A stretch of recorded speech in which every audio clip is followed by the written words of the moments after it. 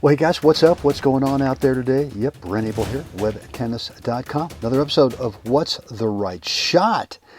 And uh, I, the theme of this episode is going to be there are times when you have to go with the pitch, right? Even though the best laid plans, anticipation, guessing, whatever, would say, all right, I'm in the white shirt, forecourt. I'm anticipating a ball in the middle that I can pick off and, ideally would just play it right back down the middle, right? But sometimes you move a hair too early and whatever your opponent plays a shot that kind of jams you, right? And now all of a sudden that opportunity down the middle is not there. And you got to have the presence of mind to be able to recognize that, number one, and then kind of go with stroke technique wise, what's the most logical shot to play? And it's really kind of less, at this point, it's less about court position. It's less about anything other than what can you kind of get away with where you hit a pretty decent ball. And for me, it's back cross court, right? I was hoping middle, got jammed.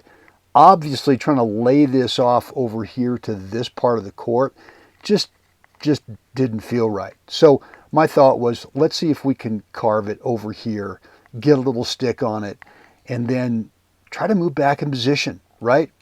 And if the ball does come back, at least, again, you can never, both you guys as a team can never cover 100% of the court, but you're doing everything you can to try to cover 80% of the court all of the time, right? So in this particular shot here, again, I'm just going with what's given me, with what's presented to me. And in this case, it's just, let's just try to carve around that corner, that right side of the ball, and give it a little stick. And let's see if we can get it down, make the opponent volley up, and there you have it. So again, the theme is let's go with the pitch. From time to time, you have to do that. You're not presented with a fastball right down the middle. Maybe sometimes you're presented with, a breaking ball, whatever, on the outside corner in the plate. Yeah, you're right. You got to go to the opposite field, whatever it is. Sometimes you're presented like this with the pitch on the inside part of the plate. And you got to do what feels natural for you. So a lot of this is just not being so stubborn that when you cross in this situation and you go, you know what, I'm going to pick this thing off and I'm going to drill it right down the middle, or I'm going to drill it right at that opponent's feet that's cross court from me. And the next thing you know is the ball's not where you need it to be able to do either one of those two things. And you got to be able to have that awareness, and you got to be able to adjust on the fly. For me, a lot of that is making sure that I've got soft hands, right? You got to have relaxed hands in the grip, because the only time technically you ever really need to firm up the grip is right about here.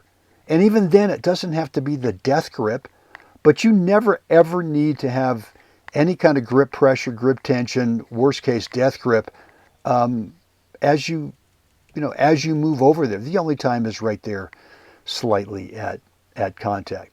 All right, would love to read your feedback, your questions right down below. Let me know in the comments area. I'd love to read that and respond to it. I'm going to play, I'll play this point one time, real time for you, and then I'll do the same thing in slow motion.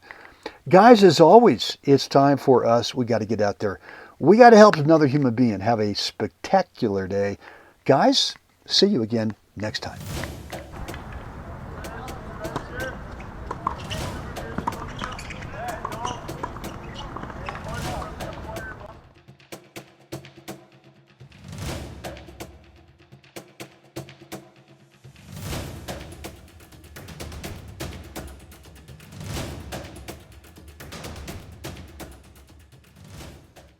Really hope today's episode was helpful for you. If so, please click that like button on YouTube. Make sure you're subscribed to the channel and click the notification bell as well, so you are always alerted every time I go live and or upload new content. And yeah, if you've not picked up my course yet, 20-minute private video on the 4 parts between points routine. You got to get on this thing. It's a huge difference maker in your game.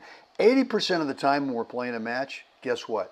We're not playing points. That time is spent between points and on side changes. And when you manage that time really well, you tend to consistently play the other 20% of the match, which is, during the points.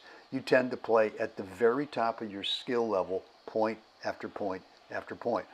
Going over to webtennis.com, drop in a first name, email address, and you'll get immediate access to that private, free video on my very specific 4 parts between points routine.